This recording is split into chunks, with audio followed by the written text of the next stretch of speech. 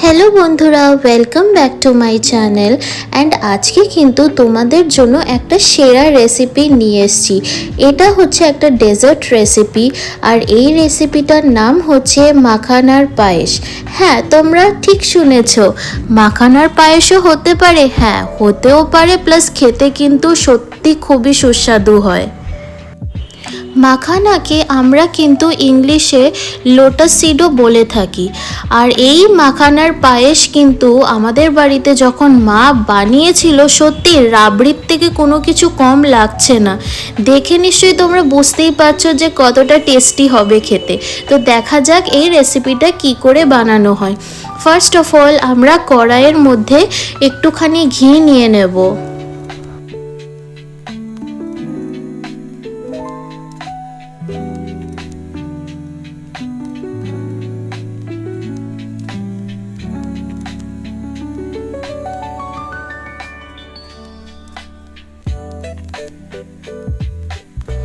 ঘিটা গলে গেলে তারপর কিন্তু আমরা পরিমাণ মতো মাখানা নিয়ে নেব। তারপর ওটাকে আমরা ভালো করে রোস্ট করে নেব। আর হ্যাঁ, তোমাদের যদি এমনই ইউনিক রেসিপি চাই আর অনেক সুন্দর সুন্দর ক্যাফের সন্ধান চাই, ওর জন্য কিন্তু তোমাদেরকে এই চ্যানেলটা সাবস্ক্রাইব করে নিতে হবে আর বেল আইকনটা প্রেস করে রাখতে হবে। তাহলেই কিন্তু তোমাদের কাছে এমন সুন্দর রেসিপির নোটিফিকেশান পৌঁছে যাবে আর সুন্দর সুন্দর ক্যাফের নোটিফিকেশানও পৌঁছে যাবে। আর সত্যিই বলছি, এই রেসিপিটা কিন্তু তোমরা বাড়িতে একবার হলেও বানিয়ে খেও। আই বেট যে বাড়িতে যদি তোমরা একবার বানাও, এটা কিন্তু তোমার প্রিয়জনরা বারে বারে খেতে চাইবে, কারণ খেতে এটা ঠিক অতটাই টেস্টি হয়েছিল।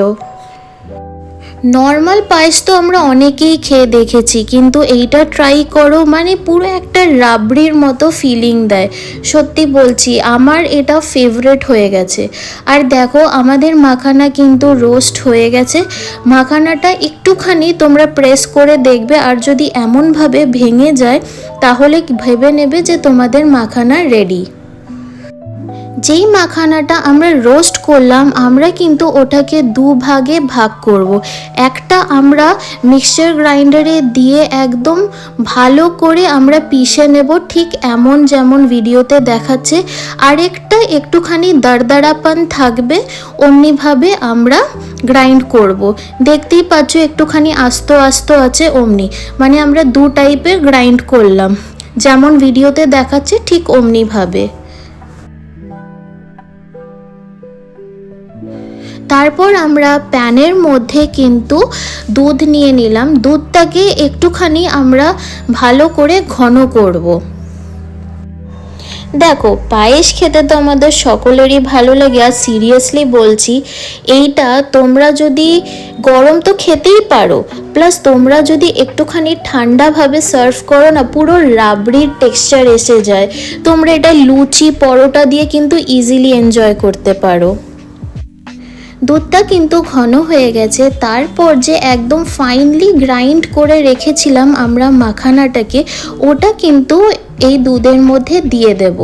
তারপর যে আমরা একটুখানি আস্তে আস্তেভাবে যে মাখানাগুলো গ্রাইন্ড করেছিলাম, তারপরও ওইটার মধ্যে আমরা দিয়ে দেব। দিয়ে তারপর এটাকে কিন্তু আমরা ভালোভাবে মিক্স করব।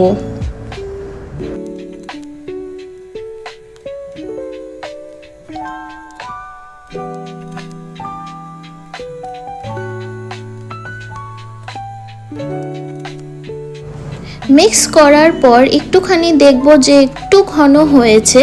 তারপর আমরা এর মধ্যে আমুল মিল্ক পাউডার দিয়ে দেব।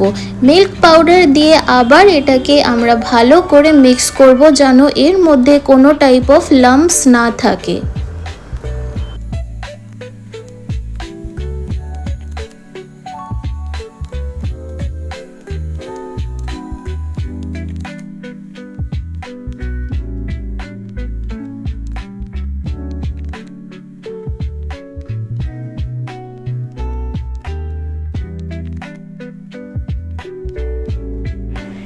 দেখো মিল্ক পাউডারটা ভালো করে মিক্স হয়ে গেছে। তারপর আমরা কিন্তু এর মধ্যে ড্রাই ফ্রুটস দিয়ে দেব। ড্রাই ফ্রুটসের মধ্যে আমরা ইউজ করেছি কাজু আর কিশমিশ, ওটা দিয়ে তারপর আরেকটু আমরা ভালো করে মিক্স করে নেব।